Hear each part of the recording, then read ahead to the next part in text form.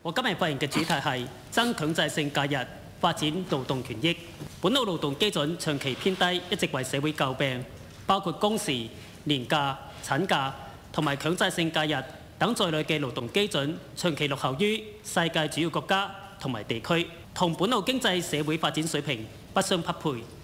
本屆政府重視僱員勞動權益，首份施政報告提出將開展研究增加年假同埋產假嘅天數。呢一個做法將有助提升本澳嘅勞動基準。實際上面，除咗年假同埋產假，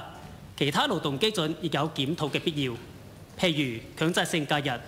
目前僅有10天，已經36年未有增加。相比之下，香港已由22年起透過循序漸進方式，逐步增加法定假日嘅天數，每2年增加1天，用8年時間，最終到30年增至17天。並且香港法定假日體現城市多元文化嘅特性，包括中西方傳統節日，展現多元文化融合嘅城市形象。而國家調整法定假日，亦都向傳統節日傾斜。綜上，本人認為政府有必要適時研究增加強制性假日嘅天數，參考鄰近地區嘅做法，以傳統節日作為增加強制性假日嘅重要基礎。呢一個做法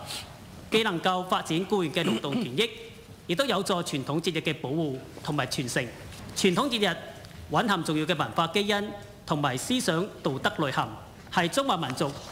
智慧嘅結晶同埋寶貴嘅精神遺產。然而，隨住經濟社會嘅發展，傳統節日及其文化內涵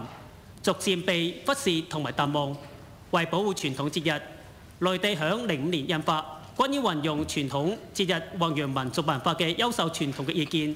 建議積極開展傳統節日嘅研究同埋保護工作。春節、清明、端午、中秋同埋重陽並稱為中國5大傳統節日，當中端午節已經成為內地、香港、台灣嘅法定節假日，唯獨本澳缺位。06年端午節被列為中國首批國家級非物質文化遺產名錄。09年聯合國教科文組織將其列入人類非物質文化遺產代表作名錄，確認咗端午節嘅非物質文化遺產價值。本澳致力於建設以中華文化為主流、多元文化共存嘅交流合作基地。本人建議政府以研究增加年假同埋產假天數為契機，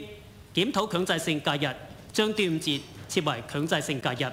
同時，為咗完善生育支持政策體系，建設生育友好型社會，應該積極考慮將6·1兒童節設為親子節，因冬天亦都係全球父母節。呢一個做法嘅社會作用有二：一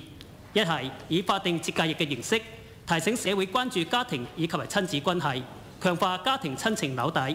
二係響促進家庭關係穩定和諧嘅同時，亦都有助推動家庭友善政策。